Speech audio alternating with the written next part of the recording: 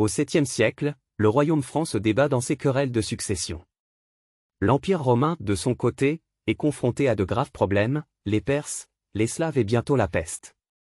Personne ne fait attention à ce qui se passe en Arabie. L'Arabie n'est à cette époque qu'un vaste désert habité par des nomades, les Bédouins qui vivent de l'élevage et surtout du commerce. Le dromadaire pouvant franchir de longues distances sans boire, les Bédouins se sont vite spécialisés dans le commerce de caravanes. Commerce entre l'Empire romain et l'Inde, entre l'Afrique et le monde perse. Commerce d'or, d'épices, d'esclaves, d'ivoire et d'étoffes précieuses. Les Arabes sont organisés en tribus rivales qui s'affrontent pour la maîtrise de ce commerce.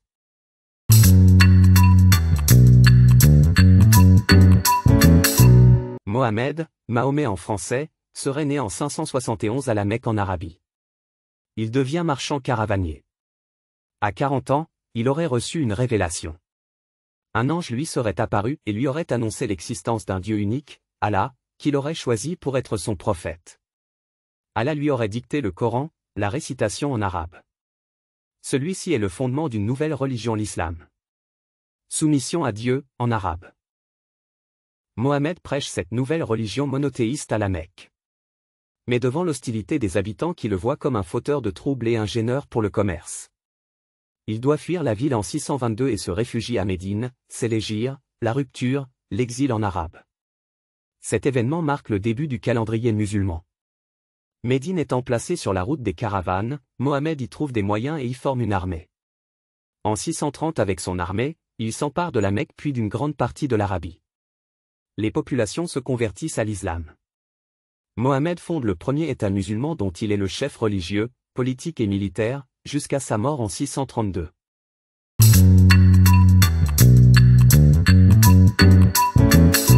À la mort de Mohammed, ses successeurs prennent le titre de calife. Ils se lancent alors dans une guerre de conquête.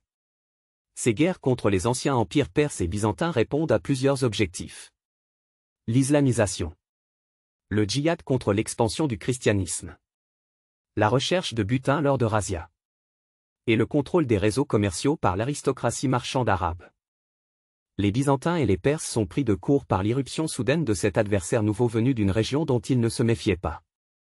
Les victoires s'enchaînent, les deux grands empires sont affaiblis par les guerres qu'ils se sont livrées, la peste et des conflits internes. Les populations lassées des destructions et des impôts accueillent parfois les musulmans comme des libérateurs. De plus, la mobilité des armées arabes, et notamment de leur cavalerie légère, leur permit de tirer profit du manque de flexibilité des armées perses et byzantines, et donc de prendre le dessus sur des adversaires souvent plus lourdement armés et bien plus nombreux. Sous les Omeyyades, les conquêtes territoriales se font par voie terrestre.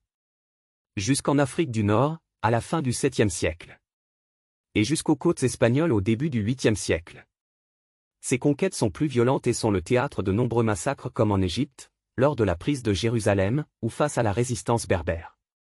En 712, une armée constituée de Berbères, appelés Maures, franchit le détroit de Gibraltar et fait la conquête de l'Espagne. Ils sont arrêtés à Poitiers en 732 par les troupes du maire du palais, Charles Martel. L'Empire byzantin qui contrôle la mer Méditerranée, empêche les conquêtes arabes. Les Arabes construisent alors une flotte et attaquent Constantinople à 3 reprises, mais sans succès, car le feu grégeois donne un fort avantage tactique aux défenseurs. Si les Francs ont stoppé les Arabes sur terre, les Byzantins bloquent l'expansion musulmane sur mer. Après une conquête rapide d'un siècle, les frontières ne bougent plus jusqu'au Xe siècle.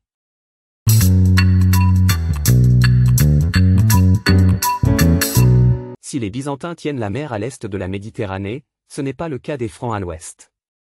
Les musulmans dominent la mer, ce qui a de nombreuses conséquences.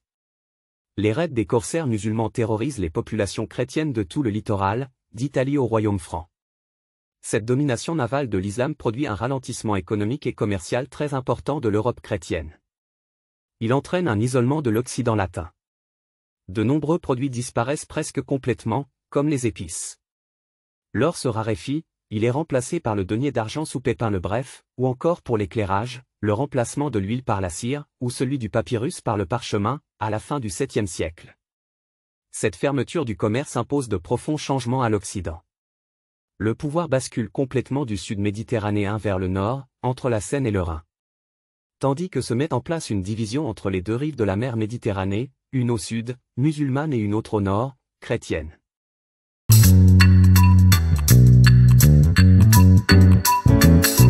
Mohammed serait né en 571 à la Mecque en Arabie. À 40 ans, il aurait reçu une révélation et créé une nouvelle religion monothéiste, l'islam. D'abord mal accueilli à la Mecque, il fuit à Médine en 622. C'est l'hégire. En 630 avec son armée, il s'empare de la Mecque puis d'une grande partie de l'Arabie.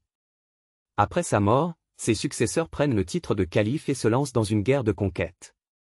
L'Empire byzantin et l'Empire perse sont surpris par cet ennemi inconnu. Les victoires s'enchaînent. Les musulmans créent un empire qui s'étend de l'Espagne aux portes de l'Inde.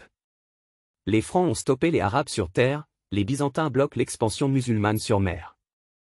Après une conquête rapide d'1 siècle, les frontières ne bougent plus jusqu'au Xe siècle.